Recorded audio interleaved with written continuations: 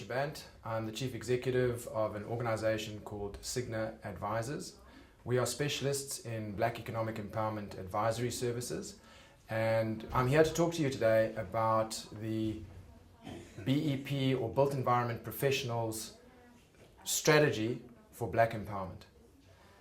This is a particularly relevant topic at the moment because the construction sector is required to align its BEE policies to the new codes that were recently released.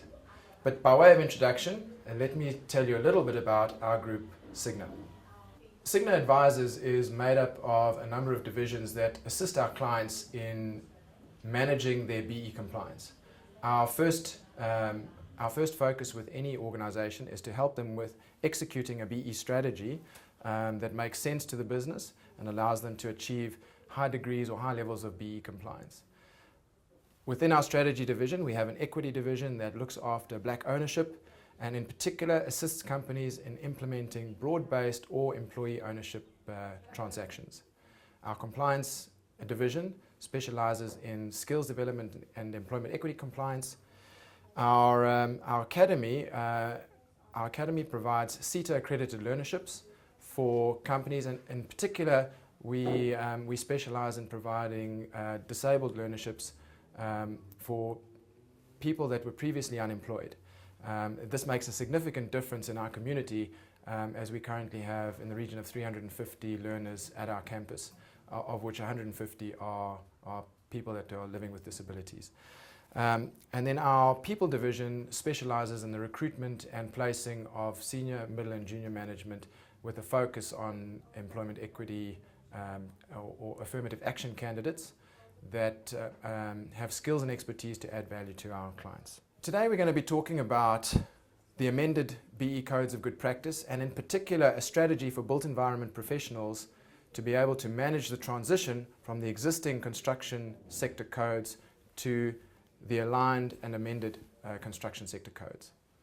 It's particularly important that before we all blow BE out of proportion, that we understand the context in which companies have to comply from a BE perspective. Now, the amended BE Codes of Good Practice that came into effect in October 2013 have changed the BE thresholds or the qualifying thresholds that companies are required to meet before they have to comply with the BE legislation. And it's very important that we understand that government is not trying to place a burden on small businesses to comply with BEE. And to this end, the threshold for exempt micro enterprises has been increased from 5 million rand to 10 million rand. At last count, the receiver of revenue indicated that there are 924,000 odd businesses that are VAT registered vendors. Now what that means is those companies have a turnover in excess of R1 million or more. What's interesting is of those 924,000 companies, approximately 878,000 of them have a turnover that's below the 10 million rand threshold. Now what that means in practical terms is that those 878,000 entities, in other words 95% of the total population of companies that are trading in South Africa, 95% of businesses are exempt from BEE in terms of the new dispensation. So a lot of companies see the BEE rules as being quite punitive or quite difficult to adhere to, and yet most of them are below the turnover threshold of 10 million rand. And what that means then is those entities are automatically BEE compliant. Now, it's really the 5% of entities that have turnovers in excess of 10 million rand that have to consider the effects of BEE. So it's important that companies understand this context. Now, for built environment professionals, your thresholds are different. And in your existing BE legislation, in the existing codes of good practice for construction companies and built environment professionals, the threshold for exempt micro enterprises is as low as 1.5 million rand. And the problem with that is it means it's a much wider net of companies that need to comply with the BE legislation. We're going to talk a little bit more about the alignment process later on, but it's important then for BEPs or built environment professionals to amend the threshold in the alignment of your sector code to the new BE Codes of Good Practice to be closer to the thresholds that are recommended. But we'll discuss that in a minute. part of understanding the context of BEE is to also understand the legislation that surrounds BEE. So one of the most important pieces of legislation that is affected by BEE, and in particular by your BEE scorecard, is the Preferential Procurement Policy Framework Act. Now that's just a long way of describing what we call the triple PFA. And the triple PFA is what guides businesses when they make application for tenders at government. So government have this triple PFA, the Policy Framework Act, that determines how they award tenders. And in this act, they have now aligned the empowerment criteria to the BE score of a company. So how that works is any business that is required to submit a tender for government, for doing work for government, part of that tender submission would place reliance on your BEE certificate and the level you've achieved on your BEE certificate. And depending on that BE level that you get, you will earn certain preferential points on your tender bid. So you can see for the first time, legislation that sits outside of BEE is now being aligned to the BEE Act. And what's really important is that an organization that gets, say, a level 4 on their BE certificate would earn 5 preference points on their tender bid, whereas an organization that gets a level 3 on their BE certificate would end up getting 8 points on their preference bid. And it shows you how a BE level can influence the points that you earn in your tender bid. Now, what is the implication of that? The implication for a business owner is, if I get a good BE score or a good BE level, I have the ability to be more competitive in my tendering process, and potentially I can charge a higher price on my bid because I've made up my points with my BE level. So it's important to now see the impact of BEE, or the BE level that you get, on the rest of your business and your ability to grow and win business, particularly with government. Another very important piece of legislation that has changed recently is the BEE Act. And we now have the BEE Amendment Act that was passed in January of 2014. That act, as of August 2014, has not been signed by the President and therefore is not law applicable to government. However, industry has had the last 8 months to determine or assess the impact of this potential legislation. And we're going to discuss some of the important clauses within the Act which will have implications for business. And I think that the first important clause to discuss is Section 10 within the Act, which talks about the status of sector codes within BE legislation. Now, this is particularly relevant to built environment professionals, where you have your own construction sector code. And what's particularly important, and what it says in the legislation, is that every organ of state and public entity must apply the relevant sector code when determining certain key things, such as the awarding of licenses or concessions, developing or implementing a preferential procurement plan and the tendering process that goes with it, developing criteria for public-private partnerships. So the legislation now, for the first time, is instructing government that if they want to deal with the private sector in any way, they have to apply the relevant BE sector code before they can engage in any commercial relationship with an organization. Another important point within Section 10 of the Act says that where an enterprise operates in a particular sector, you can only be measured according to that sector. And when dealing with government, the government can only place reliance on your BE credentials once it's been measured in terms of that sector code. So it shows the high level of importance that is now being placed on particularly built environment professionals to ensure that their current BE codes and the current construction sector code under which you operate is aligned to the new BE codes of good practice. Another particularly important aspect of the new Act, of the amended BE Act, is the definition of a fronting practice. And I think it's important to understand this because there are a lot of organizations that aren't clear on what really a fronting practice is. And the Act goes into some detail as to some of the practices that are not that obvious, which could be deemed to be a fronting practice. Now, typically, we all understand that if you employ a low-level worker and call them a director or a shareholder in your business, but it's not true that that's fronting. But there are often more subtle ways of fronting where effectively companies are created or organizations are created that act as a marketing arm, which are black owned, and go out and win business, but all the business is then executed by the holding company. Typically, that could be a fronting structure. So it's very important that companies understand the definition of what is deemed to be a fronting structure. And why it's important to understand that is for two reasons. Number one, the legislation has now changed in the Amendment Act to suggest that anyone found guilty of a fronting practice the company will either be fined 10% of their turnover, or the executives involved can go to jail for a period of up to 10 years. So the penalty clauses associated with any fronting practice are actually extreme. And for the first time, BE legislation has got real teeth, because in the past, up until this act was promulgated, the only way that a person could complain or bring up an issue of fronting was to go to the police and say there's a case and open a case of fraud. And we understand how difficult a process like that can be. But now with the new BE Amendment Act, there is a BE commissioner that's been established, and any person can complain or lodge a complaint with the BE commissioner accusing a person of fronting and provide evidence of that. And the BE commissioner is obliged, in terms of the Act, to investigate that and prosecute where necessary. So for the first time, BE legislation has got a lot more teeth to it than it's had in the past. What's particularly interesting in the wording of the legislation is that the clause section 20 in the Act specifically uses the phrase, a person is guilty of an offence if that person knowingly misrepresents or attempts to misrepresent the BE status of an enterprise. And they go further to define this word knowingly.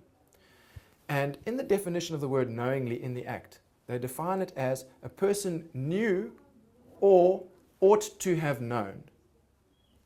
Now, by virtue of your position in the company, say as the MD or the CEO, if a fronting practice takes place in your organization and you are not aware of it, the fact that you hold a position of influence or control over that company means you ought to have known, and means you can be prosecuted in terms of the terms in the Amendment Act. So there's far-reaching provisions have been made in the new Act, which will be coming into law when the President signs the Act in the very near future. So now let's talk about the detail of the new codes that have been promulgated and gazetted by the Department of Trade and Industry. These codes were made available for public comment from 2012 to 2013, and then were gazetted in October of 2013. And in the amended codes document is a provision that says that all sector charters and sector councils that represent particular industry sectors, and in the case of built environment professionals, the construction sector industry, all sector councils are given a transition period to align their particular sector to the requirements of the new amended codes. Now, that transition period was extended from October 2014 to April 2015. So all sector charters and sector councils have the ability to align their particular sector, and this includes the construction sector, to the new BE Codes of Good Practice by 30 April 2015. Any organization that fails, or any sector charter or sector council that fails to align by 30 April 2015, the implication is that should a built environment professional firm want to get a BE rating, and they get their BE rating, say, in May or June of 2015, they will be required to be audited according to the generic amended Codes of Good Practice, because their sector council has failed to align their particular sector to the amended Codes of Good Practice. So there's a very tight timeline between the sector councils aligning their sector codes and having that done by 30 April 2015, and companies getting their BE rating so that they can claim a valid BE status according to their sector code.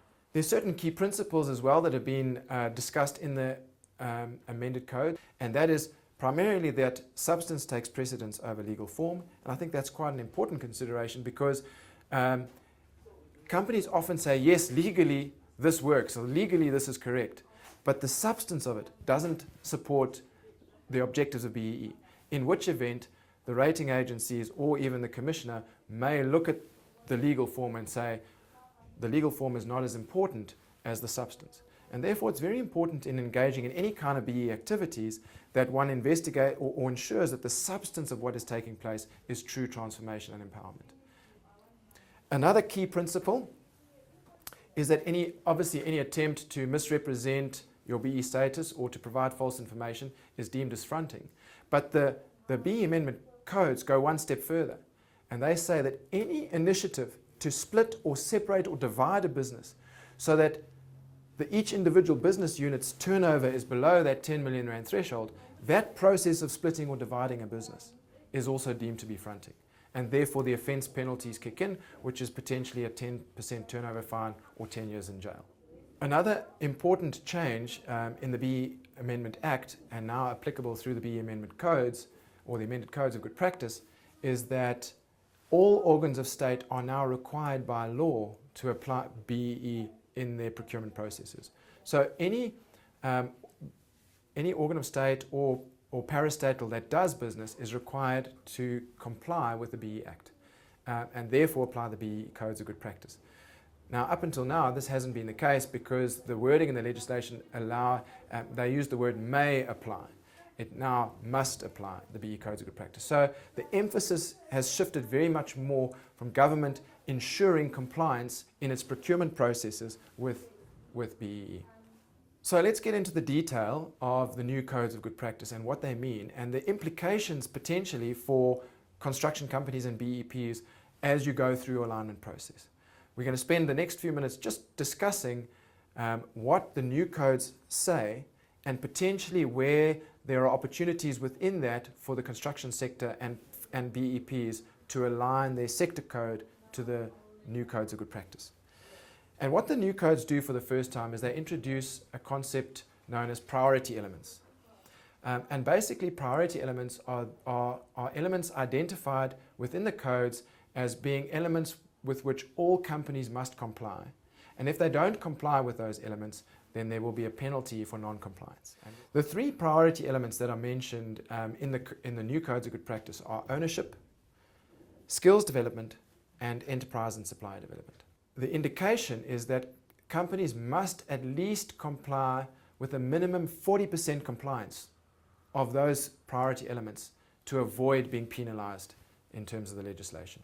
Importantly, organizations that have turnover in excess of 50 million rand or more in the amended Codes of Good Practice are required to comply with all three of the priority elements, whereas companies that have a turnover between 10 and 50 million rand turnover are required to comply with the ownership element plus one of the other two. So they only have to comply with the two elements. But still, for large organizations, the requirement for compliance is significant. And for small organizations who up until now have not had to consider ownership are now required to look at ownership as a priority element. And that represents quite a significant shift from what companies are used to that operate in the qualifying small enterprise space. So I think it's important that we just discuss the existing thresholds that apply to BEPs in the existing construction sector code and compare that to what's happened now with the shift in the thresholds that the new BE codes are proposing. So, as it stands at the moment, built environment professionals applying your current construction sector code have a threshold from 0 to 1.5 million rand turnover per annum to qualify as an exempt micro enterprise. Now, why that's important is it means that a company can go merely to the accountant or auditor and get a letter or certificate stating that their turnover is below 1.5 million rand, and that is sufficient to give them a level 4 status, or if it's a black-owned enterprise, a level 3 status. In the new Codes of Good Practice, that threshold has shifted from 5 million to 10 million. It's effectively doubled. Now, what's interesting is that the built environment professional threshold is significantly lower. The 1.5 million is significantly lower than the current 5 million threshold for exempt micro enterprises. There is an opportunity, therefore, in terms of the alignment process for construction companies, that they increase their micro enterprise threshold, and particularly for BEPs, built environment professionals, is to increase your threshold, your cutoff threshold for exempt micro enterprises. The only problem is that it's going to be very difficult for the construction sector council to argue that we should shift the BEP threshold from 1.5 million right up to 10 million, because that represents an almost 6 or 7-fold increase. Whereas under the generic codes of good practice, it's merely doubled from 5 million to 10 million. So it's likely that in the alignment process, that built environment professionals will still have an exempt micro enterprise threshold that's significantly below 10 million rand per annum. But there is an opportunity now, between now and the 30th of April 2015, for that threshold of 1.5 million to be shifted upwards. How far is subject to what the Sector Council proposes to the DTI and what the DTI accepts. The new BE thresholds, the BE thresholds in the new codes of good practice say that qualifying small enterprises have turnovers of between 10 and 50 million rand turnover per annum. Now that represents an increase from 35 to 50 million at the top end of that threshold. In the built environment professional environment, however, that threshold is currently sitting at 1.5 million to 11.5 million.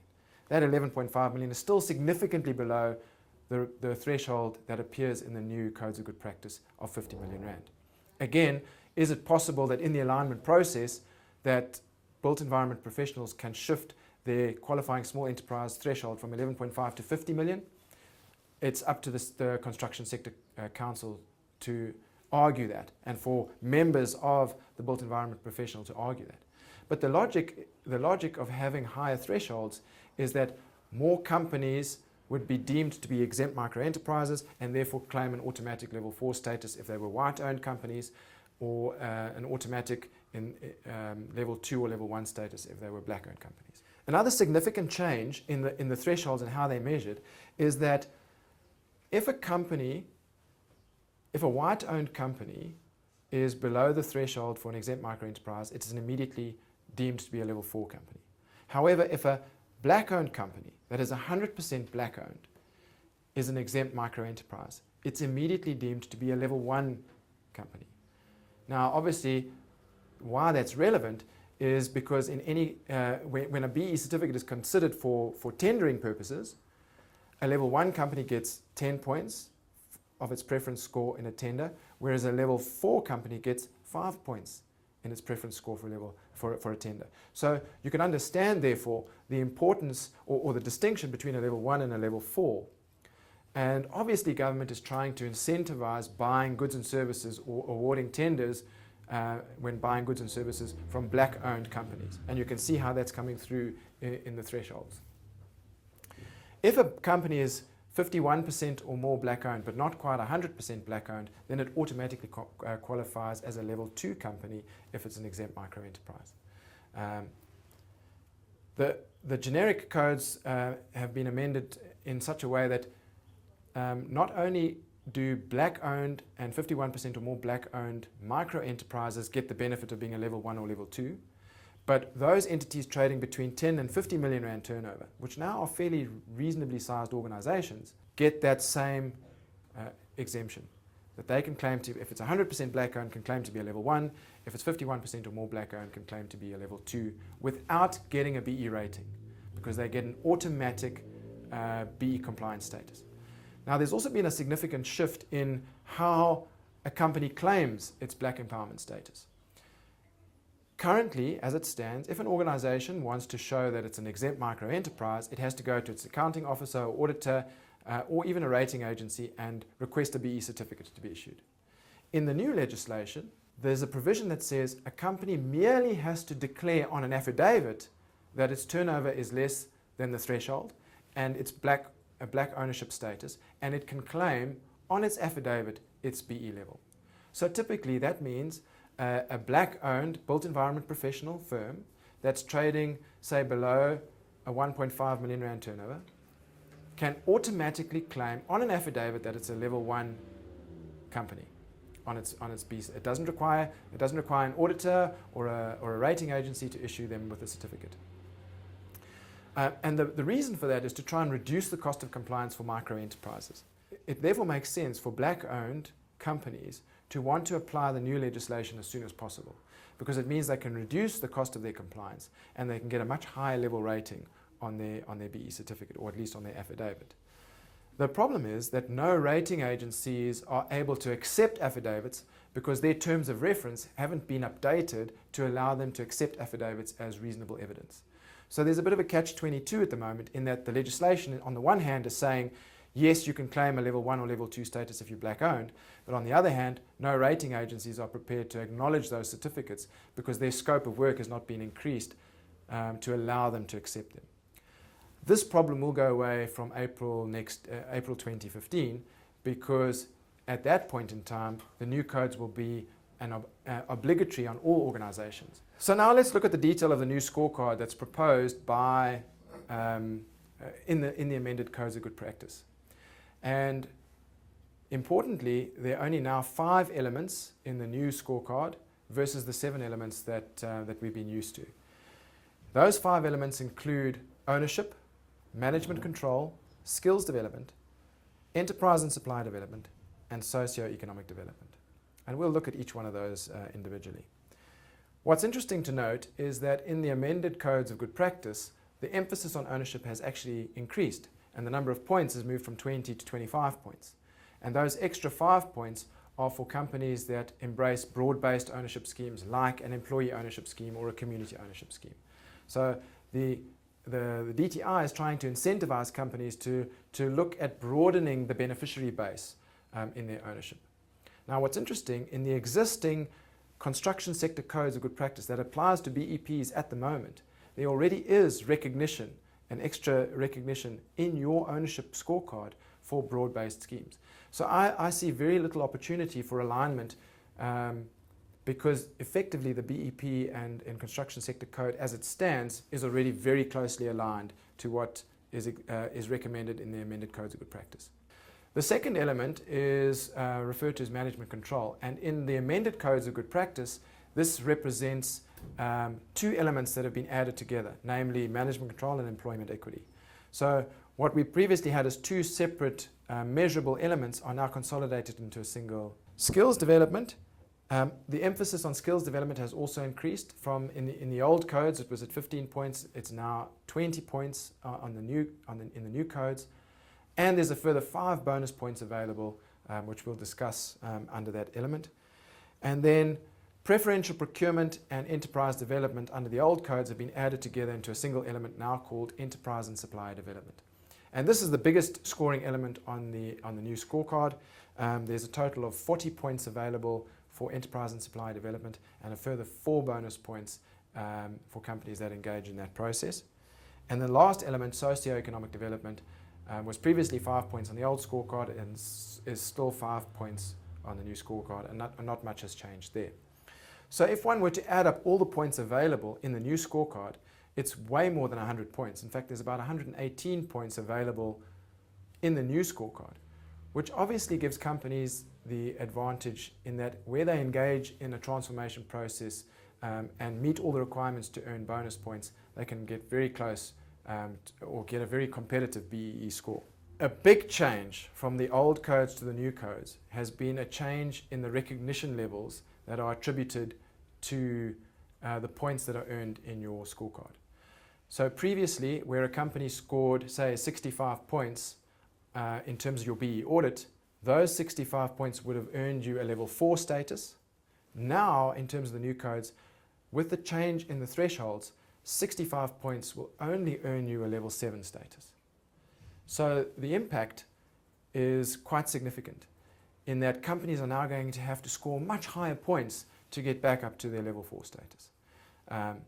And the ramifications of that can be quite far-reaching because there are already very large organizations in the marketplace and governmental organizations that have an internal procurement policy that says we will not buy goods and services from companies that have a level status that is below a level 4.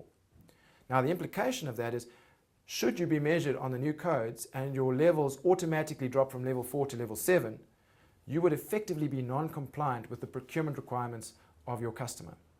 And that could be far-reaching. The research that Cigna has done in this space has indicated that those organizations that have set these thresholds are not prepared to adjust those thresholds downwards for the impact of the new codes. So potentially, companies who are currently trading with government or with the large organizations on their level 4 status are going to be required to maintain that level 4 status going forward, which means on average they're going to have to score at least another 20 points on their scorecard to maintain that. And that could be quite challenging for companies who feel they can continue doing BEE the same that they've been doing it up until now. So let's take a few minutes to look at what the new codes are proposing for ownership. And basically, nothing much has changed. The suggested targeted black ownership for an organization to score maximum points is still 25% black ownership. Now, the only real change in the new codes of good practice is that there's an introduction for broad-based ownership schemes. And the thresholds are very low. An extra 3 points has been introduced into the ownership scorecard for ownership by black designated groups. The target is only 3% of the total ownership structure needs to be in the hands of black designated groups to earn the additional 3 points. Now, what is a black designated group? These represent groupings that are either people who are youth, in other words, under the age of 35, people who are disabled, people living in rural areas, people who were previously unemployed, or people that were military veterans or served as military veterans. If any of those groups of people make up some of the ownership within your business structure, you will earn additional points for that.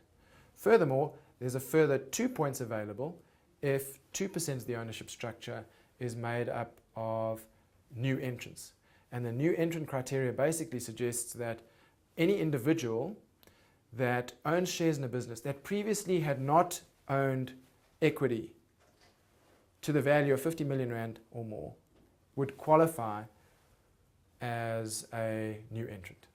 So those are fairly simple requirements to meet and to earn the additional 5 points.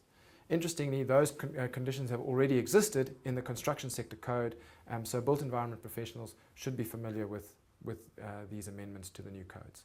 Where there is a significant change, however, is in the importance attached to the net value calculation in the new codes. And basically it's at the net value area calculation where the penalty provision resides. And the indication in the new codes of good practice is that where a company does not earn a minimum of 40% of the points available for net value, and in this example, or in the codes, it's 8 points. If an organization does not earn a minimum of 3.2 points for net value on its ownership scorecard, it will be penalized in terms of the provisions of priority elements. And that penalty is a 1-level drop from your BE status that you earn. And because you haven't earned the 3.2 points on your net value score, you will drop from the level you've earned by 1 level. So there's a much greater emphasis now on ensuring that ownership structures result in legitimate transfer of ownership to black people over time, so that the net value calculation yields a positive result of at least 3.2 points on your scorecard. So the question I always get asked is, what is the minimum ownership structure I need in place to ensure that I meet the requirements of the new BE codes of good practice? And the answer is very simple. An ownership structure of 10% in a business is sufficient to meet the net value requirements and avoid a 1-level penalty drop. And we often recommend to our clients to look within themselves at their employees, to say an employee ownership scheme with a 10% ownership in a business is sufficient to give you 13.4 points on your scorecard and avoid the 1-level drop. Management control is the second element on the new scorecard, and it represents a combination between management control and the employment equity measures from the old codes. What's particularly important is the emphasis that's been placed on aligning the measurement of management control in the new codes of good practice with your employment equity reporting that's submitted to the Department of Labour on an annual basis. Now, for most companies that employ less than 50 employees or less than 150 employees, the reporting requirements to the Department of Labour there's no requirement. But the BE code specifically encourage companies that do not need to report directly to the Department of Labour, that they still report internally on the same mechanism, on the same basis. Because that basis will be used by the rating agencies to determine your management control score. It's important that that is done accurately, because the company's payroll will be looked at by the rating agencies to determine whether the classification of managers is correct in alignment with what they get paid and their level of experience. And what's really interesting about the management control scorecard now is that for senior, middle and junior managers, for the first time, government has introduced in the new codes of good practice that companies should look at the sub-race group demographics of those groupings. That means we no longer look at black people as a collective, but we now look at Africans, Coloureds and Indians and measure them separately in the new codes of good practice. Now the implications of that are far-reaching, because many organisations operate in particular regions where there's a particularly dominant race group. So for instance, businesses operating in KwaZulu-Natal would argue that they predominantly have an Indian base of employees and people to draw from. Whereas people in the Western Cape would argue that they predominantly have a coloured population to draw from. And in those instances where companies operate specifically in a region, they may apply the regional demographics as reported by the Commission for Employment Equity. Whereas companies that have a national footprint will be required to use the national demographic. So what the management control element is trying to measure is the management control at a board level, and it looks specifically at both executive and non-executive directors, and then at the senior top management of an organisation. Now, in most BEP, Built Environment Professional firms, that's a very flat structure. And the people that occupy the board are generally the same people that occupy the executive positions. And there's no requirement in the BE codes that you can't measure the same person in each of the measurement categories, provided they fulfill those roles.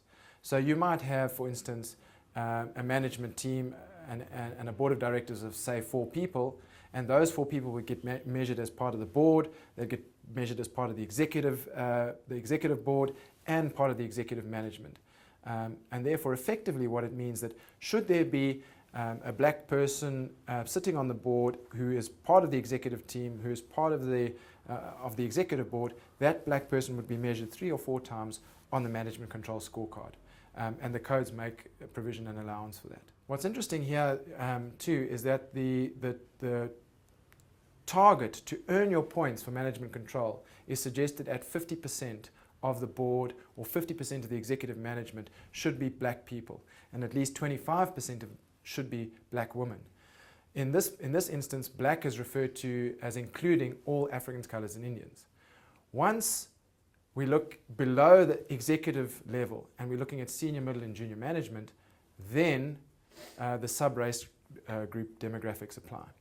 Now, in the existing construction sector scorecard that exists for built environment professionals at the moment, there's a recognition that the built environment professionals' corporate structures are very flat, that there aren't many tiers of management. And in your alignment process, from aligning your sector code to the new BE codes of good practice, it's recommended that that classification remains and that you have just a single band of management that is measured, as opposed to having senior, middle and junior management tiers. Furthermore, in the management control section of the new codes, there's points available for the recognition of disabled people, and here again we look at black people as a collective, and the recommendation or the target is that at least 2% of the total employee base in any company should be people living with disability to earn the points there.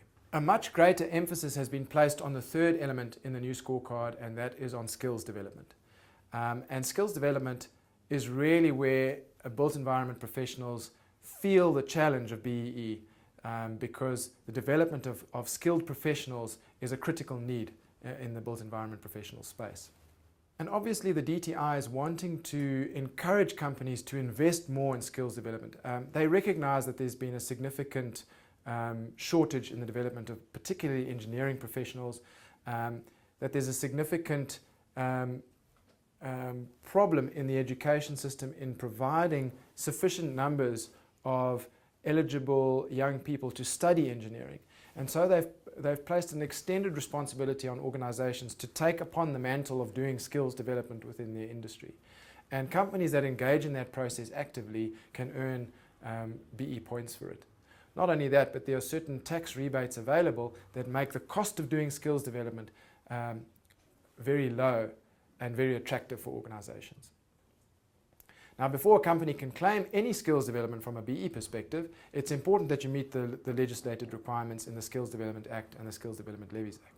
From a BE perspective, those requirements are listed to suggest that companies must submit a workplace skills plan and their annual training report and their pivotal reports to their relevant CETAs before they can qualify to earn skills development points on their BE scorecard. They must have implemented, most importantly, priority training programs within their organization. When a company undergoes a BE rating, the rating agencies ask to see your priority skills program, which should be documented in your annual training report and your workplace skills program.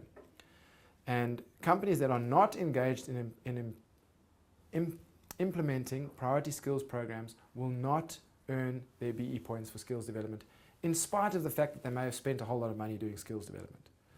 So it's critical that companies meet the legislative requirements around skills development as contained in the Skills Development Act, so that in meeting that, they qualify to earn their points from a BE perspective.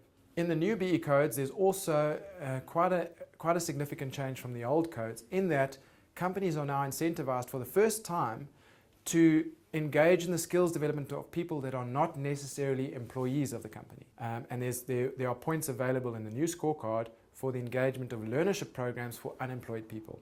And we'll discuss the detail on that when we look at the scorecard in general. Another very important addition to the new codes of good practice is that companies should actually keep a track of the learners and the skills development processes that they follow. And there's a learner tracking. Learner tracking is required for companies to be able to claim their BE points for skills development. So where an organization is engaging in any kind of learnership programs, tracking of those learners is required. And at the end of the learning process, where companies can demonstrate that they've either employed learners or found a job for those learners, there are additional bonus points for the new bonus points, which they call absorption bonus points. And it's basically for learners being absorbed into the workforce, which makes a lot of sense. Companies can get additional bonus points. If one looks at the detail of the skills development, the most important or the most significant shift that's happened from the old codes to the new codes is the doubling of the target in terms of skills development spending. So in the old codes of good practice, if a company spent 3% of its annual payroll in skills development activities, it could earn its full points. Now that target has shifted from 3% of its annual payroll to 6% of its annual payroll. Now in the built environment professional space, in your existing construction sector code of good practice, that target is only 1.5% of your annual payroll or your leviable amount. Okay? Now that is significantly less than the old codes of good practice, which was 3%. But now the old codes of good practice have been replaced by the new codes, which suggests the target is now 6%. So it's highly likely that built environment professionals' existing target of 1.5% will also double to at least 3% when your sector code is aligned to the new codes of good practice.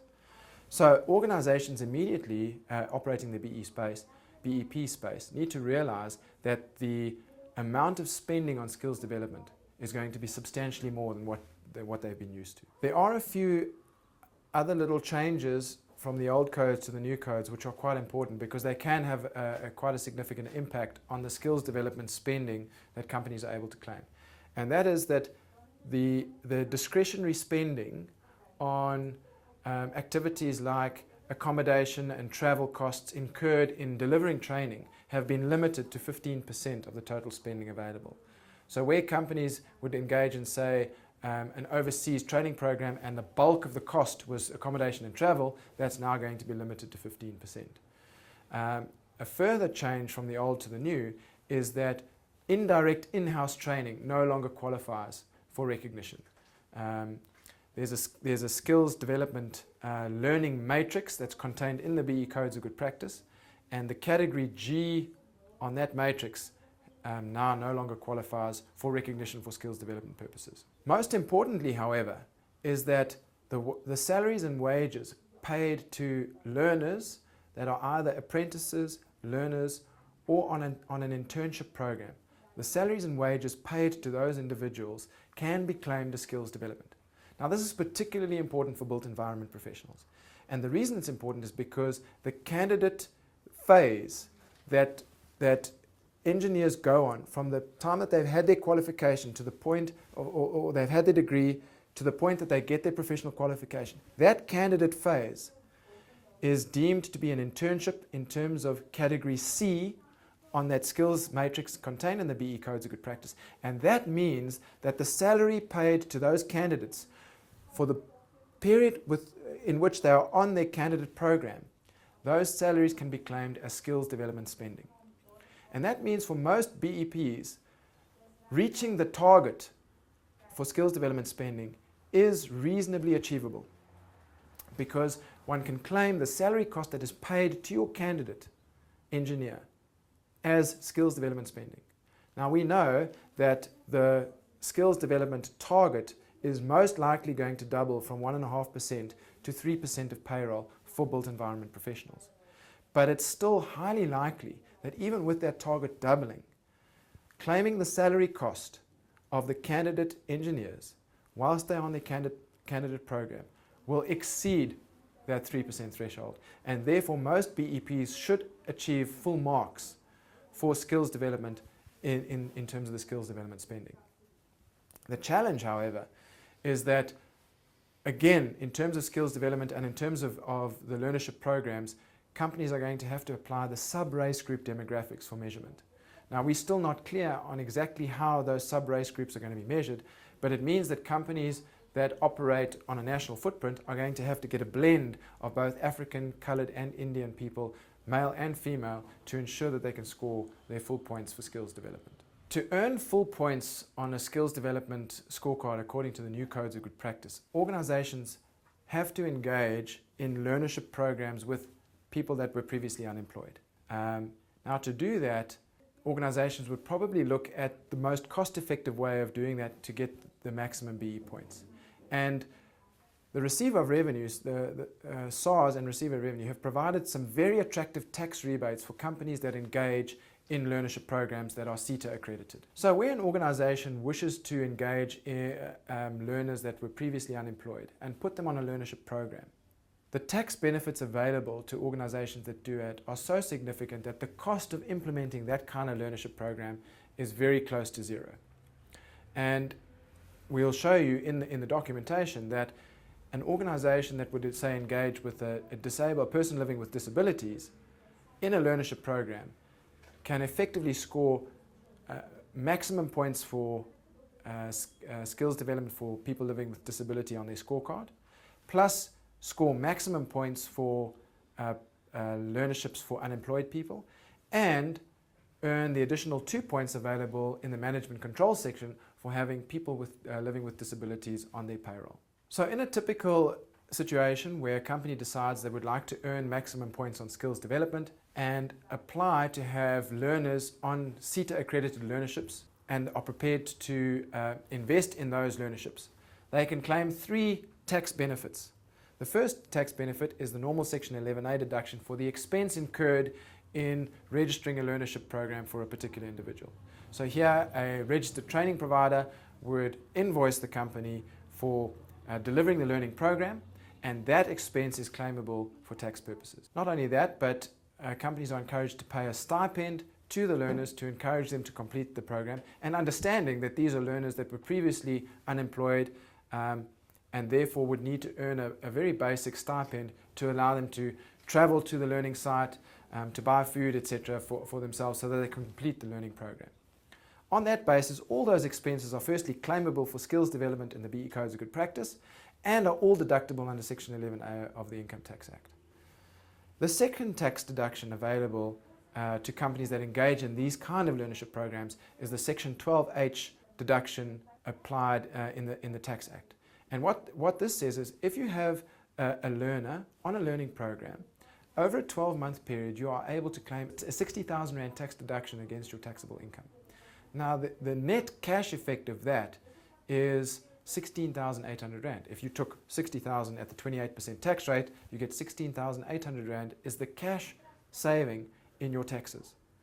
If that person happens to be a person living with disabilities, the Section 12H rebate is 100,000 Rand over a 12-month period, which means the net tax saving for that individual on a learning program is 28,000 Rand in after-tax savings to your business. Finally, the third tax rebate that's available is for stipends that are paid to these individuals, where the youth wage subsidy, which came into effect in January of 2014, allows companies to deduct up to half of the stipend paid to a learner off their monthly PAYE.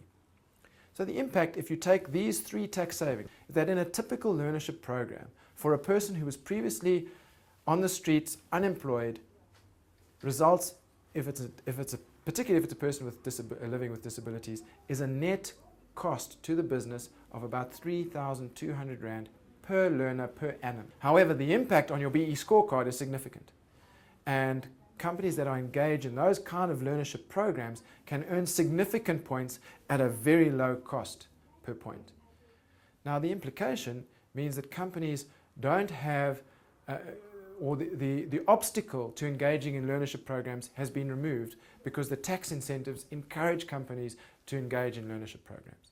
And obviously, one needs to engage with credible service providers that deliver a credible result. But in a lot of ways, this is where BEE makes a lot of sense, because potentially companies can support the education of people that are unable to get jobs because their level of education is so poor.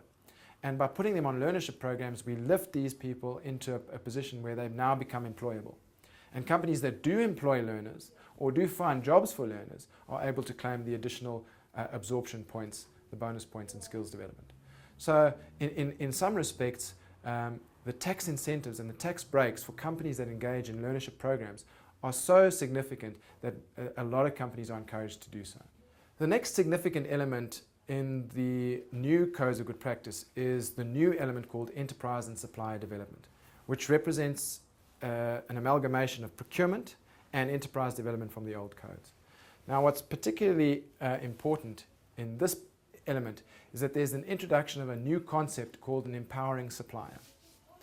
And why this is important is because companies can only claim BEE points for procurement if they buy goods and services from a company that meets the definition of being an empowering supplier. It means that BEE certificates in the future are going to have stated on the certificate whether a company is an empowering supplier or not. And where a company is not an empowering supplier, that BE certificate will really be worth nothing because no one will be able to use it for procurement purposes. So if one looks at the actual scorecard for preferential procurement contained in the new codes, the requirement is BEE procurement spend from empowering suppliers, BEE procurement spend from empowering suppliers that are qualifying small enterprises, BEE procurement spend from empowering suppliers that are exempt micro enterprises, BEE procurement spend from empowering suppliers that are at least 51% black owned or at least 30% black woman owned. So you can see the emphasis there is on this new definition called empowering supplier. So what is an empowering supplier? There is a definition provided in the new Codes of Good Practice, and basically an empowering supplier is a company that is a good South African citizen company. Now, what does that mean? And that's not defined. There are indications of what a good citizen South African company is, and that is a company that complies with all the regulations in the country. So one of the first criteria to being an empowering supplier is that your organization needs to comply with all regulatory requirements. That means licensing requirements, environmental requirements, tax requirements, employment equity requirements, skills development requirements. So all the regulatory requirements that a company should be compliant with, you need to be compliant with before you can be deemed to be an empowering supplier. Then there are 4 specific definitions which require companies to comply with at least 3 of them if they're large organizations, or at least 1 of them if they are qualifying small enterprises. before you can be deemed to be before you can be deemed to be an empowering supplier. And those 4 criteria are as follows. Number 1, at least 25% of the cost of sales, excluding labour and depreciation, must be procured from local producers or suppliers. And in the service industry, which is relevant to BEPs, the labour costs can be capped at 15%. So basically what it means is, in delivering your services or delivering your goods and services to industry, there's a requirement that at least 25% of what you procure must come from local sources. And the idea is obvious, that government is trying to encourage companies to buy local. For big foreign multinational companies, this could be particularly challenging, where huge amounts of their products that they sell into the South African market are imported, for instance. Then it would be very difficult for them to show 25% of their procurement is local. But for BEPs, built environment professionals, that is generally a very simple requirement, because the professional services are procured locally. The second requirement is that of job creation, and it says that the requirement says that at least 50% of jobs created are for black people, and provided that the number of black employees since the immediate prior BE verification is maintained. So that basically means that where jobs are being created in your organization, that at least half those jobs are going towards black people. Now, in the BEP environment, that might be particularly challenging. Likewise, in a shrinking economy where companies are downsizing and employees are being let go, it's highly likely that companies would not meet this particular criteria. So that element could be challenging. The third element is, it says that at least 25% transformation of raw material beneficiation, which includes local manufacturing, production and or assembly and or packaging.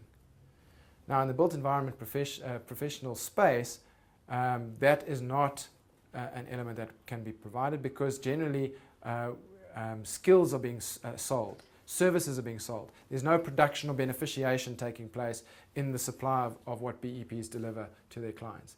So therefore, most BEPs, I can't think of any BEPs really, that would meet that criteria.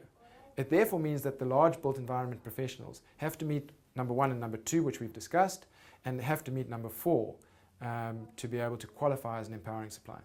And number 4 states that skills transfer must take place, and at least 12 days per annum of productivity is deployed in assisting black-owned micro-enterprises and qualifying small enterprise beneficiaries.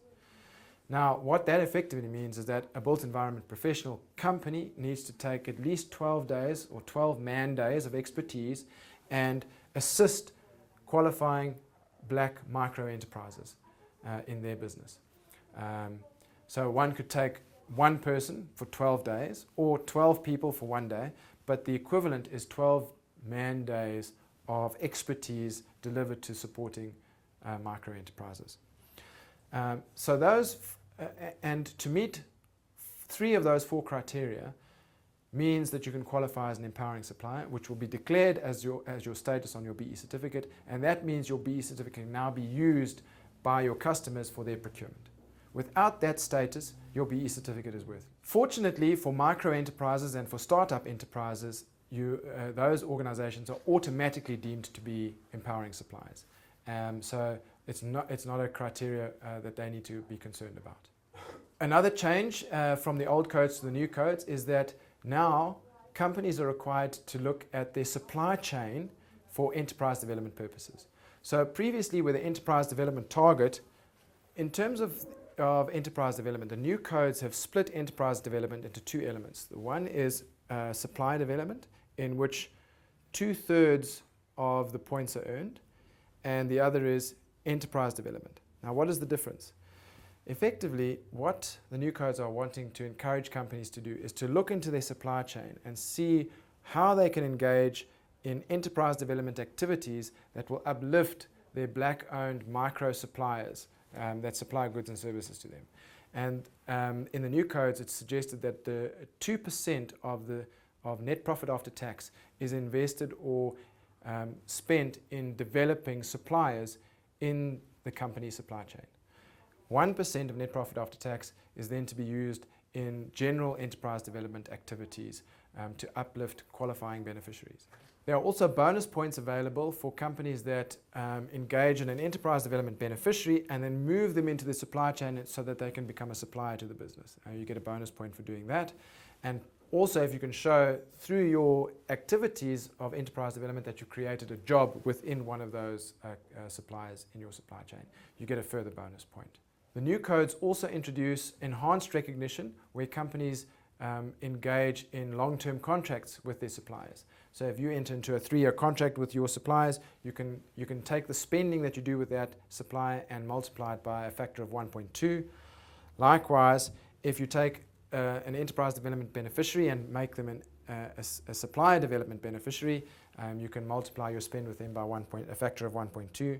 And if you engage in a black-owned or black woman-owned supplier for the first time, any spending you do with that supplier, you can also multiply that spending by a factor of 1.2. So those are enhancements that allow you to claim more points on your enterprise development scorecard. The last element is socio-economic development, and that element hasn't changed at all from the old codes to the new codes. Still 1% of net profit after tax applied towards various charitable organizations. And for built environment professionals, the target is 0.25% of your leviable amount, because generally the net profit after tax number is very variable for built environment professionals. So a much more stable measure is the leviable amount of your payroll.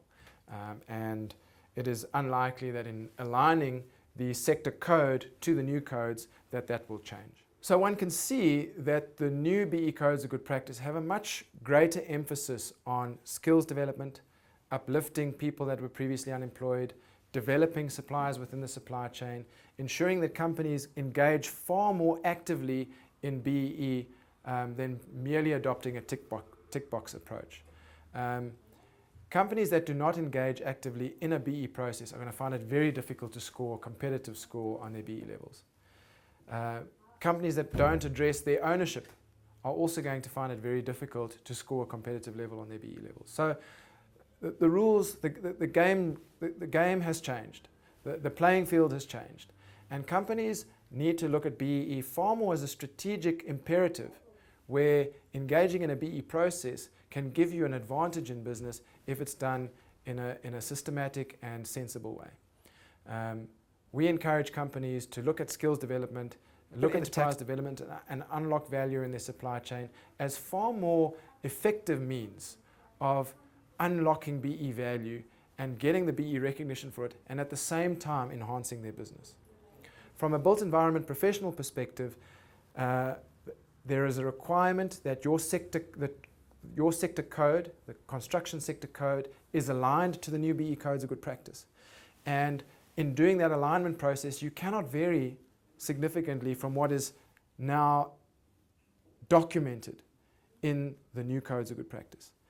And that alignment process, if it's not completed by 30 April 2015, means that built environment professionals and construction companies will be forced to use these codes of good practice as opposed to using their construction sector code. So it's incumbent upon all members of the built environment professional environment to be engaged in that alignment process and assisting the Transport Sector Council I just said transport. It is incumbent upon organizations and BEPs and construction companies to assist the Construction Sector Council in aligning to the new BE codes of good practice, so that by 30 April 2015, construction companies and built environment professionals are able to be measured according to the requirements within their sector code.